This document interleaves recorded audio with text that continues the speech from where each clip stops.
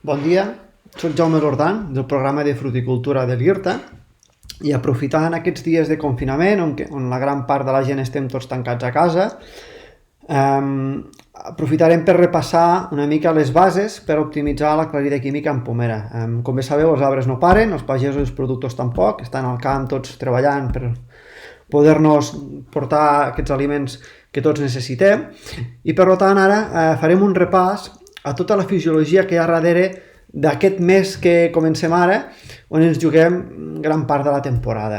Jo no us donaré receptes, no parlarem de dosis, però sí que veurem això, doncs com funcionen els arbres i que siguem tots conscients de totes les decisions o accions que farem els pròxims dies, com ens afectaran en tot allò que està passant.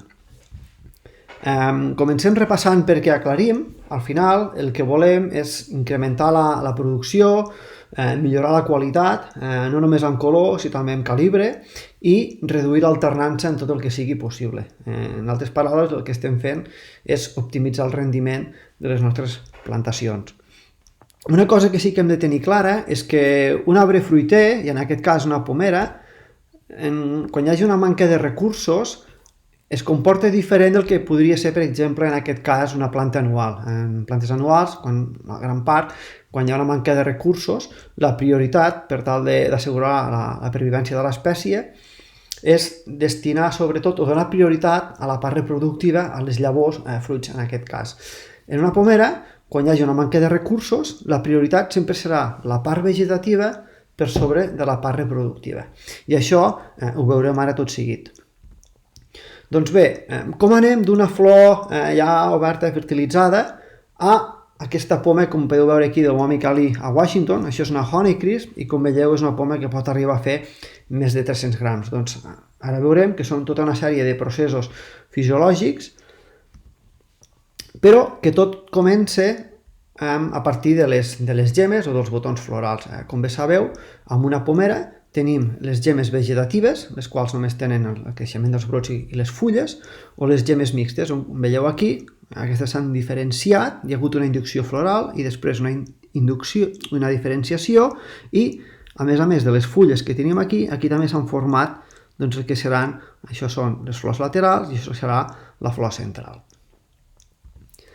Aquesta inducció floral, aquí teniu representat quan es du a terme, segons la varietat. Això són dies després de floració, i fixeu-vos que la Honeycrisp, just al voltant dels 40-45 dies després de floració, ja es du a terme la inducció floral. Després tindríem aquí en vermell la Fuji, estem als 50-60 dies, una Golden també seria molt similar, i després una Gala ja ens anem cap als 70, 80, 90 no, però aquí, una mica més tard, d'acord?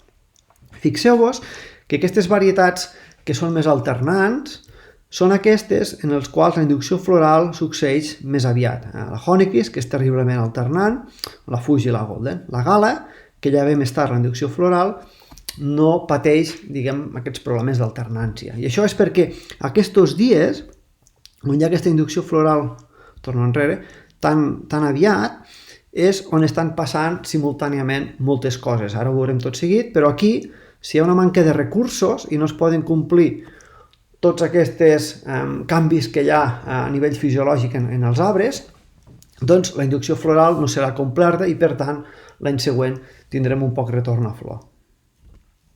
Doncs bé, com es dona aquest desenvolupament del fruit? Veurem ara que són dues fases, bàsicament, una divisió cel·lular i una expansió d'aquestes cèl·lules. Tenim la flor, s'obre, es fertilitza, comença a créixer el receptacle de l'ovari i dona peu a aquestes pomes que ens menjarem aquest estiu, si Déu vol. Doncs bé, aquí tenim el que seria el desenvolupament del fruit en dies després de floració, i això és el creixement en grams.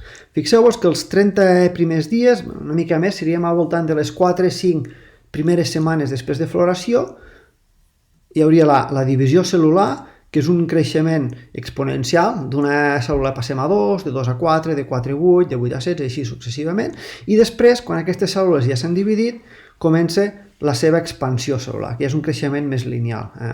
A igualtat de recursos, si no hi ha cap situació d'estrès, tots els fruits creixen més o menys el mateix per dia, al voltant d'1,5-2 grams de mitja. Val? I això és fins a collita. I això ho vull recalcar perquè a vegades es diu que els fruits cap a la part final aturen una mica el seu creixement. Si fixem aquí en el diàmetre, un altre cop dies després de floració, això d'aquí seria la divisió cel·lular i després ja tindrem el creixement. Si ens fixem en el creixement del fruit en diàmetre, quan mesurem amb un peu de rei, per exemple, sí que sembla que a la part final s'alenteix una mica el seu creixement. Però si ens fixem en el pes, aquest no para. Val? I això és perquè quan estem mesurant en diàmetre, al final el que estem fent és mesurar una dimensió d'un fruit que en té 3. Per tant, no és ben bé, no és que no sigui correcte, però no és prou acurat com podria ser pesar els fruits. D'acord? Bé, bàsicament el que vull que us quedeu d'aquí és que els fruits, fins que no els collim, no pararan de créixer. Aquí veieu aquesta divisió cel·lular, aquestes cèl·lules que s'estan dividint en dos, els espais intercel·lulars, que també són importants en termes de qualitat dels fruits, donen crocanticitat, i hi ha cèl·lules, per exemple, que ja s'han dividit i ja s'estan expandint. Tot això a vista real, com es veuria al microscopi, doncs ho teniu aquí, una foto real. I bé, anem a veure un estudi molt interessant que van dur a terme a la Universitat de Cornell, el Martin Goffinet, el Terence Robinson i l'Alan Laxo, on amb dades ja empíriques es demostrava el creixement del fruit amb grams, ho teniu aquí, en funció del número de cèl·lules que tenia, milions de cèl·lules. Fixeu-vos que com més cèl·lules,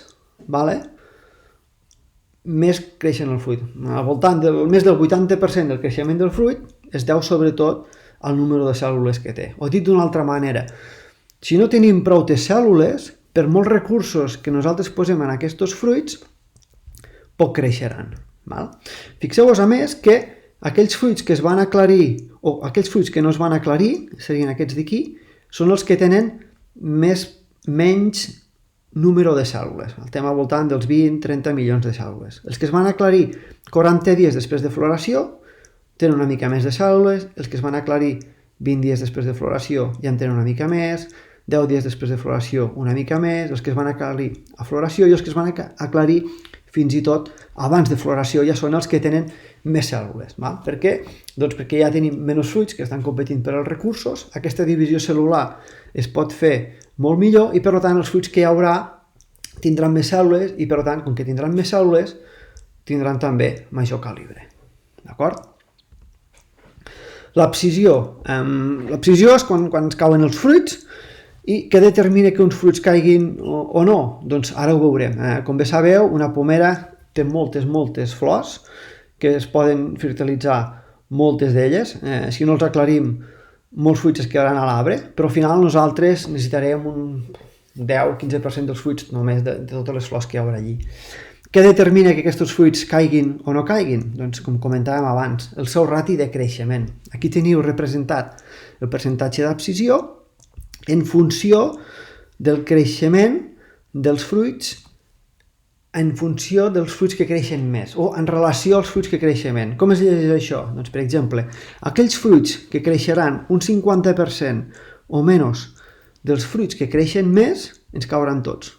Tenen un 100% d'abscisió. Aquells fruits que creixeran al voltant d'un 60% dels fruits que creixen més, doncs la meitat cauran i l'altra meitat es quedaran a l'arbre. I aquells fruits que creixeran més o un 75% o més dels fruits que creixen més es quedaran tots a l'arbre, no cauran. D'aquí el que vull que us quedeu és que qualsevol cosa que ens afecti aquest rati de creixement dels fruits ens determinarà la seva abscisió. I pot ser que a vegades només sigui per un dia que se'ns falla el reg o qualsevol altra cosa, però sí que si l'afectació és suficient perquè aquests fruits aturin el seu creixement per més del 50% dels fruits que creixen més, aquests fruits ens cauran. D'acord? Bé, el quallat, quan cop ja tenim la flor fertilitzada, aquest fruit comença a desenvolupar-se, sapigueu, de fet ja ho sabem, però repassem-ho, que les pomeres, en aquest cas, els corimbes, tenen de mitja entre 5 i 6 flors.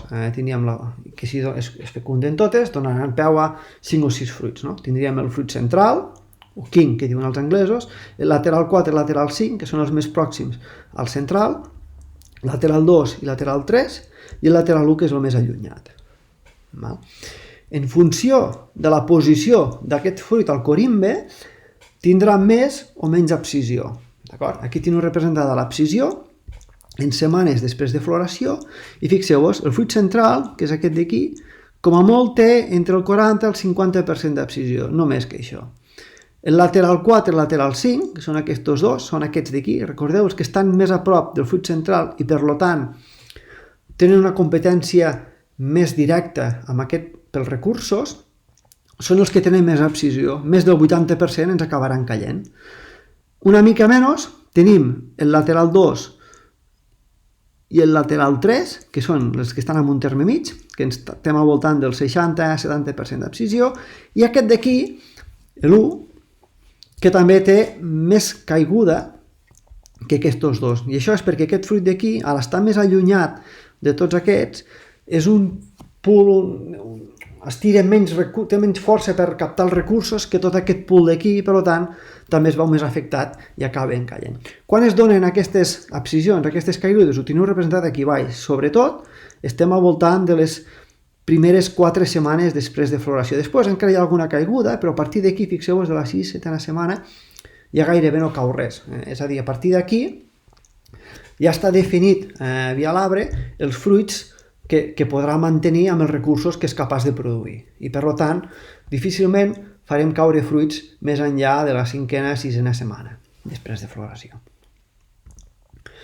Fixeu-vos també doncs, el número en relació a això de l'abscisió dels fruits, també tenim representat aquí el calibre que assoleixen. Fixeu-vos doncs, que el que comentàvem abans, el fruit central són els fruits que menys cauen, en aquest cas els fruits que més escullen, després el lateral 2 i el lateral 3, aquests són els que menys escullen, i després aquest amb un terme mig, el lateral 1. I també fixeu-vos com això afecta el seu calibre. El fruit central normalment és el que té més calibre que la resta de fruits.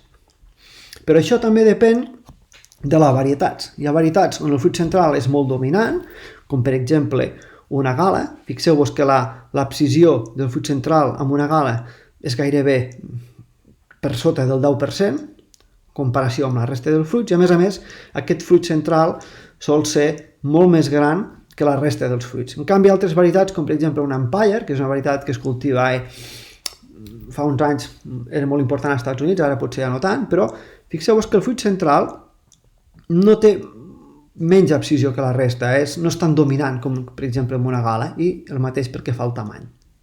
Per tant, sí que és cert, aquesta posició en el corimbe afecta els fruits, però això també ens depèn de la varietat. Què regula el creixement d'aquests fruits? Al final és la llei que ho regula tot, que és la llei de l'oferta i la demanda. Un altre cop, aquí tenim dies després de floració, i això tenim l'oferta i demanda de carbohidrats, en grams de carbohidrats per dia. Fixeu-vos que just a l'inici, en negre, és l'oferta de carbohidrats, el carbon supply. Fixeu-vos que a l'inici de floració, després de floració, aquest dèficit és negatiu, perquè aquí encara no tenim fulles que ens estan fotosintetitzant. És a dir, tingueu present que la brotació i la floració es duen a terme a partir de les reserves de carbohidrats acumulades l'any anterior. Un cop ja tenim les fulles, aquestes es comencen a desplegar, comencen a fotosintetitzar i es comença a produir carbohidrats.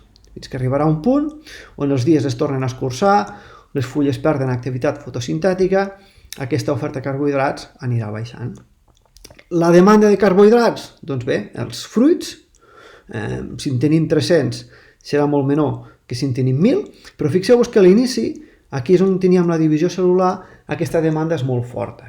I a més, aquí hem de sumar no només la demanda dels fruits, sinó la demanda de la part vegetativa, dels brots. I recordeu abans el que us he comentat, que quan hi hagi una manca de recursos, l'arbre prioritzarà la part vegetativa per contra la part reproductiva.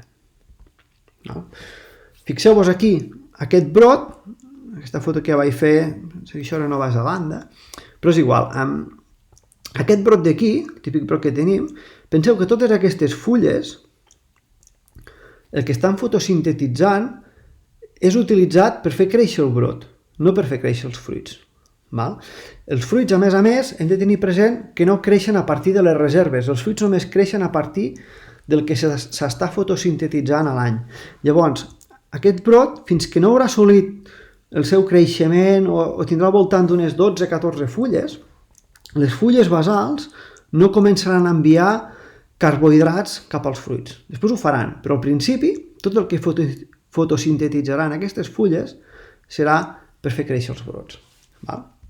Fixeu-vos, això és el creixement dels brots en blau i dels fruits en vermell en funció del percentatge de llum. Quan hi ha un 100% de llum, ambdós creixen un 100%. Val? Els fruits un 100% i els brots un 100%. Si reduïm aquesta llum per sota del 40%, els brots continuen creixent un 100%. Recordeu que la prioritat era vegetativa, però els fruits ja comencen a aturar el seu creixement. Ja només creixen el 60%. Però és que si reduïm la llum per sota del 20%, els brots, fixeu-vos, no aturen el creixement en absolut. Vull dir, continuen creixent i molt probablement, si els estem traient llum, el que necessitaran és créixer més per captar més llum. Però els fruits han aturat el seu creixement del tot. I recordeu què passava abans quan els fruits aturaven el seu creixement. Si aquesta aturada era suficient com perquè aquests fruits, el seu creixement fos menys del 50% dels fruits que creixen més, aquests fruits estaran condemnats a caure i acabaran caient. D'acord? A més, sabem quines són les fulles que ens estan proporcionant els carbohidrats als fruits al llarg de la temporada. No? Un altre cop, això són dies després de floració i això és la contribució cap al creixement del fruit en funció del tipus de fulla. Fixeu-vos que a l'inici, en negre, són el 100% dels carbohidrats per fer créixer els fruits provenen de les fulles primàries, que són aquestes fulles que s'obren, ara ja que estan obertes, que s'obren fins i tot abans que les flors. Vale? Són aquestes fulles d'aquí, on tinc el cursor aquí, que ens proporcionen els carbohidrats durant els primers 30 dies. A partir de 30 dies després de floració ja gairebé no ens proporcionen res per al creixement dels fruits. Qui ho fa aleshores? Doncs bé, fixeu-vos, les fulles de les bosses, de les lamburdes, de les vendilles cornades, són les que ens estan aguantant aquest creixement dels fruits fins al cap de 60 dies, que tan sols ja subministren el 20% dels carbohidrats. Qui subministra el 80% restant? Els brots. A partir de 60 dies, aquí els brots ja tenen unes 10, 12, potser més que 10, potser 12-14 fulles, i ja ens subministren el 80% dels fruits, dels carbohidrats per fer créixer els fruits. Però aquí, aquests 2 primers mesos, és bàsicament fulles primàries i fulles de les lamburdes. D'acord?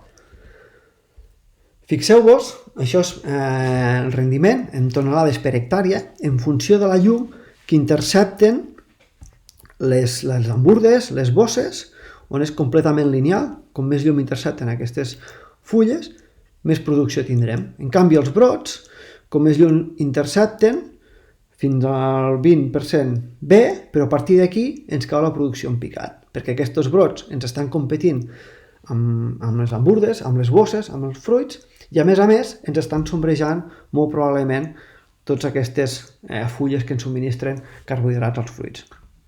Fixeu-vos aquí la diferència, no?, de tindre uns arbres així, on tenim totes les bosses, totes les lamburdes completament amb les fulles totes exposades, o uns arbres així, on tenim molts brots, molt descontrolat, que ens estan ombrejant aquestes fulles que ens proporcionen els carbohidrats als fruits. La importància de tindre els arbres ben equilibrats i tot ben exposat.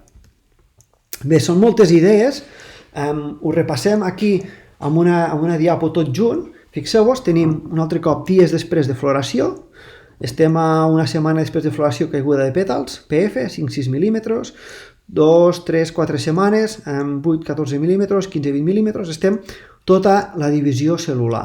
Val? Tenim també que es comença a solapar amb l'expansió cel·lular, aquí tenim la inducció floral i això d'aquí és la gran demanda de carbohidrats. Aquests processos d'aquí requereixen de molts carbohidrats. Val? Recordeu que fins aquí, fins a floració, ja hem arribat amb les reserves. Les reserves de carbohidrats de l'any anterior tenen el seu màxim just abans de brotació i llavors fem la brotació i la floració a partir de les reserves. A floració toquen el seu mínim, les consumim gairebé totes, i llavors comencem a tindre les fulles primàries comencen a proporcionar els carbohidrats, després les fulles de les bosses, i fins als 60 dies, 10, 12 fulles, 14 fulles, aquests brots no ens subministraran carbohidrats per fer créixer els fruits, però aquí fixeu-vos que ja anem tard, perquè la divisió cel·lular, l'expansió cel·lular, la inducció floral ja està succeint.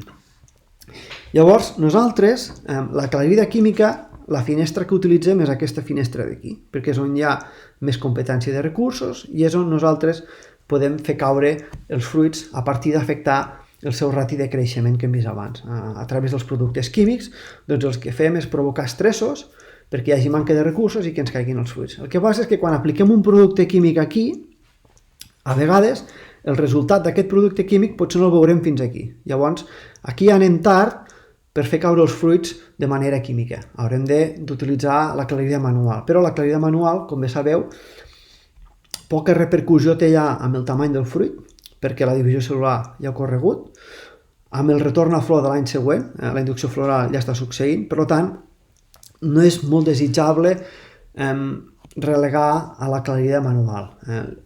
L'ideal seria que ho féssim tot aquí o fins i tot ja amb la poda ja deixéssim molt definit el número òptim de fruits que volem.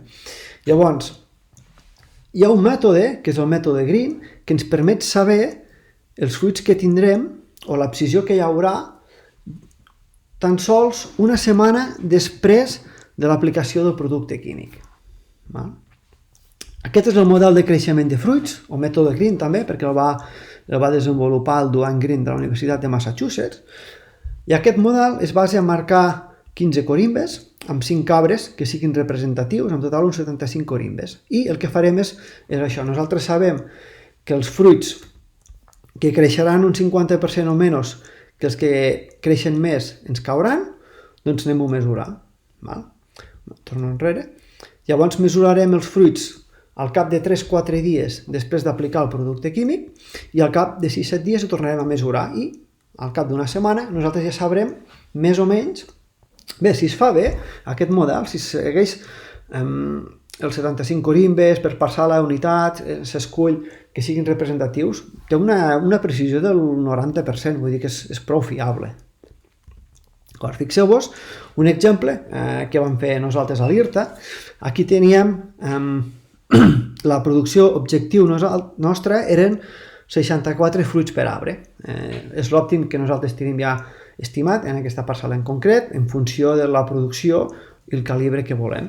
Però partíem d'una situació inicial de 263 fruits a caiguda de pètals. Per tant, vam fer una aplicació a caiguda de pètals per aclarir, vam mesurar els fruits i el model ens va predir que en quedarien encara 190, per tant estàvem molt lluny del nostre òptim. Vam fer una altra aplicació de producte químic a 12 mil·límetres, vam tornar a medir amb el mètode Green i aquí ja ens va predir que ens quedarien uns 79 fruits. Al final, no està aquí, però a collita, en lloc de 79 n'hi vam tindre 69, però ja ho veieu que és molt pròxim, es va equivocar de 10 fruits, però 10 fruits ja no ens afecten en el que seria la inducció floral, en la divisió cel·lular, i a més és molt ràpid de fer si ho has de fer amb la clarida manual. D'acord? Coses a tenir en compte si volem utilitzar aquest model? Doncs bé, cal que seleccionem corimbes que siguin representatius. A vegades per comoditat el que fem és seleccionar tots aquests corimbes de la part de baix dels arbres, perquè és més fàcil de mesurar, però hem de ser conscients que a la part de baix hi ha més abscissió que no a la part alta, perquè hi ha més llum, perquè hi ha més disponibilitat de carbohidrats, la caiguda és menor. Llavors, si ho mesurem tota la part de baix, és probable que el model ens doni una abscissió, una caiguda de fruits més elevada de la que realment hi haurà. És important que enumerem tant els corimbes com els fruits, perquè al final el que volem fer o el que volem conèixer és el rati de creixement d'aquests fruits, amb 4 o 5 dies de diferència. El primer cop sí que porta més temps, perquè hem de marcar aquests corimbes i aquests fruits, estem parlant d'unes 4 o 5 hores entre marcar i mesurar, però el segon cop estem parlant de 2 o 3 hores com a molt per fer la mesura. Cal prendre les mesures amb cura i establir uns criteris i seguir-los fins al final. Els fruits no són completament rodons, doncs sabeu que a vegades tenen la part petita o una part més gran, doncs és igual la que fem, però que fem sempre el mateix, establint doncs, que mesurem sempre la part més gran, doncs així fins al final. Si hi ha més de 5 fruits, recomanem treure el més dèbil, i si trenquem el corime, doncs eliminarem les dades prèvies d'aquell corime. Al final, a mode de resum, és això, no? Els 5 arbres per 75 corimbes, per 5 fruits per corime, són 1.875 fruits que s'han de mesurar aquests 3 dies i 7 dies després d'aplicar el producte químic, i nosaltres sabrem amb un 90% de precisió els fruits que ens quedaran en aquell arbre. Segurament, ara esteu pensant tots això és massa feina, això no ho podem fer, però jo el que vull és que feu la reflexió, per exemple, en aquesta metàfora que tenim aquí, no? A vegades, per no parar i fer les coses que calen fer, acabem perdent més temps i fins i tot diners dels que faríem. Per exemple, aquests d'aquí van carregats fins dalt de pedres, i aquest els diu, home, diu, pareu, fiqueu unes rodes com Déu mana i n'avançareu més. Diu, no tenim temps de parar, que tenim massa feina. Doncs bé, la reflexió és aquesta, la que vull que feu. Marcar, mesurar, hem dit que són 4-5 hores, mesurar són 2-3 hores, en total estem parlant de 8 hores. Si hem de fer una segona aplicació, hem de tornar a utilitzar el mètode Green, fiquem-hi 16 hores. Si fem una aclarida manual, que ens anem a les 100 hores per hectàrea, 150 hores per hectàrea, jo crec que els números es fan ràpid, però més penseu que amb aclarida manual la divisió cel·lular ja està feta, la inducció floral ja s'està fent, ja tenim poca repercussió en tots aquests processos. I per tant, hem d'evitar tot el que sigui l'aclarida manual o que sigui només un polir només els 4 fruits de més que ens queden, però definir molt aviat a través de l'aclarida química. Vale? Per saber-ne més, teniu al RuralCat penjat diferents fitxes. En aquest cas hi ha una fitxa que es va elaborar amb tot l'equip de l'IRTA, on explica els diferents models per predicció de l'aclarida i també entre ells el mètode Green. D'acord? Bé, això és tot el que us volia dir. Molts ànims a tots en aquests dies tan durs que estem vivint, tots plegats. Ens en sortirem, però cal que fem les coses bé. Qualsevol dubte que tingueu, teniu tot el personal de l'IRTA a la vostra disposició. I res més. Bona aclarida i fins aviat.